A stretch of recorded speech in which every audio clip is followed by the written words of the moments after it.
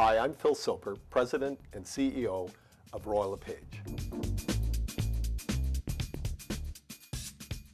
Helping you is what we do, and I'd like to introduce you to 3 exceptional Royal LePage realtors who went above and beyond to provide an extraordinary level of service for their clients.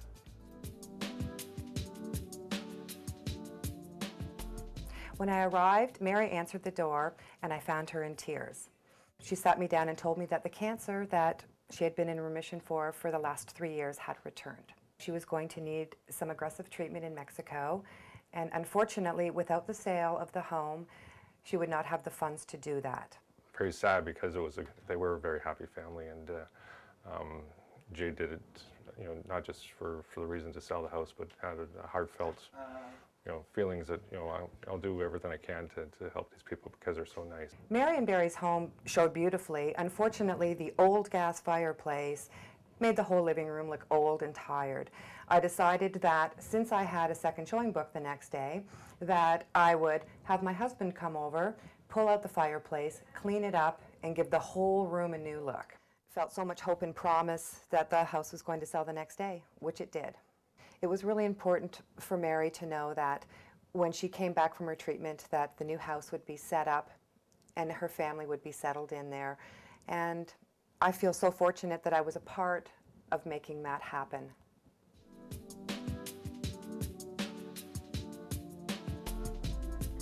So I met Betty in 1999, and she had MS and was using a walker, was living in a back split. Knew she was headed for a wheelchair and wanted to get into something more accessible for them. For me, being in a wheelchair, I couldn't have a place with carpets, which eliminated a lot of places. At the 11th hour, it seemed, we found a 2-bedroom, open concept apartment on the main floor of a newer building with back-to-back bathrooms at the end of a long hall. So both bathrooms could be blown out and one totally accessible bathroom built. She didn't have the money for the contractors. They had already started the work. Now we had an apartment condo torn apart, contractors working, and no money to pay them.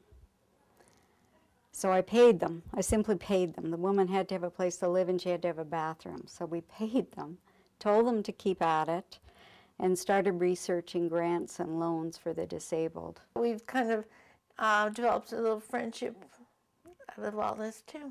It's always nice to have good friends like that. At the end of the day, with some files you're working for dollars, and with other files you're working for smiles. And in this case, it was for a very nice smile at the end of the day, and she's very happy in her home, and that's really all that matters.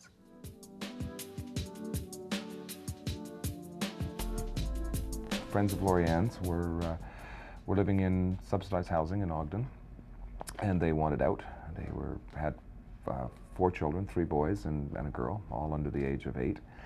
And I sat down with them and we figured out a way to save a down payment over a year, and then we carried back our commissions and things for another year and got them moved, which was great. Derek is an amazing individual. He has such a huge heart that I wasn't surprised at all at what he did for that family. Several years later, Lorianne called me to tell me that their daughter who was 5, had become very ill.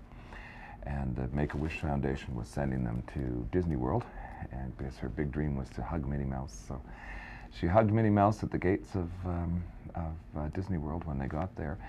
And then a few minutes later went into a coma and was airlifted back to Calgary.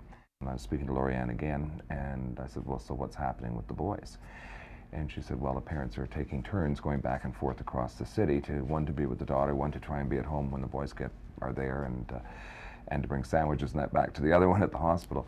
I'm sure that it must have taken a huge amount of stress off of the family to know that somebody was there taking care of the children, to know that the bills were being paid, and that they were allowed to spend the last days with their daughter.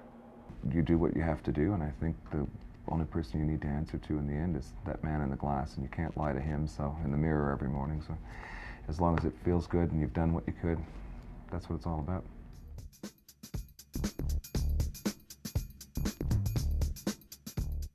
Thank you for sharing those amazing experiences, and congratulations. Your stories exemplify the spirit of Royal LePage.